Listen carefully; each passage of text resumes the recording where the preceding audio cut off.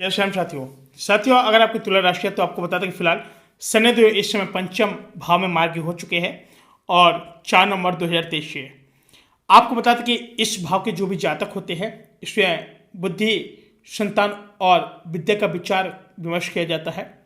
और इस समय जो हमारे शनिदेव महाराज की जो दृष्टि बनी हुई है फिलहाल सप्तम भाव और लाभ भाव में और साथ ही द्वितीय भाव पर बनी रहेगी। शनिदेव महाराज के मार्ग होने से आपके काफ़ी समय से जो भी अटके हुए कार्य थे वो भी आपके पूर्ण होंगे। कभी कभी आपने देखा होगा कि आप कोई भी कार्य करते हैं तो लोग कहते हैं कि भाई साहब हमारे काम में किसी ने रोक लगा दी या किसी ने अड़ंगा लगा दिया, ये किसी ने उसको पूर्ण रूप से रुकवा दिया। और जो भी ये कार्य रुके हुए ये कब होंगे? अब होंगे यानी 4 नवंबर। क्यों? क्योंकि जो तुला राशि वाले हुए हैं तो शनिदेव महाराज खुद पंचम भाव में आकर के बैठ गए हैं। आप कोई रोक के दिखाए कैसे कार्य रुकते हैं? अब कोई कार्य रुकने वाला है नहीं है। और शनिदेव के मार्ग होने से आपके काफी समय से अटके हुए कार्य भी पूर्ण होंगे और बहुत स्पीड के साथ चलेंगे और साथ ही भाग का पूरा सहयोग भी आपको प्राप्त हो जाएगा। बात समझ रहे हैं?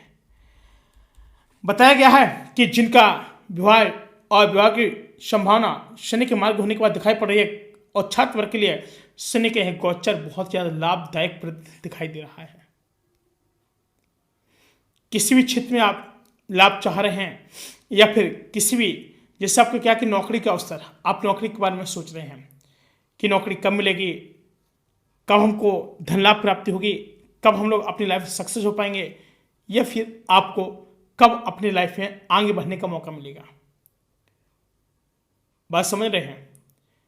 इस तरीके से कोई भी अगर आपके मन में भाव विचार चल रहे हों तो भी आपको बिल्कुल 100% आपको किसी प्रकार की जो भी आपसे समस्या थी और जो आपको लाभ प्राप्ति नहीं हो रही थी वो इस समय आपके जो शनिदेव महाराज की जो दृष्टि वो आपके ऊपर बने हुए वो सारे उस टाइप के रुके हुए कार्य भी आपके पूर्ण रूप से भी पूर्ण हो जाएंगे।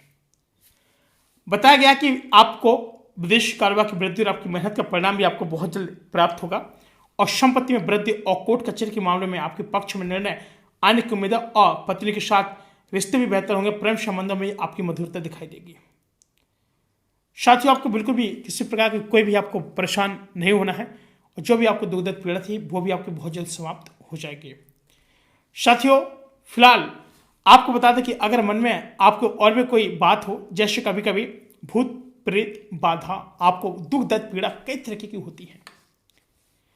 बात समझिएगा, दुख दर्द पीड़ा कई तरीके की होती है जो आपको आगे नहीं बढ़ने दे रही है, लेकिन उससे भी आपको छुटकारा अवश्य मिल जाएगा। कैसे?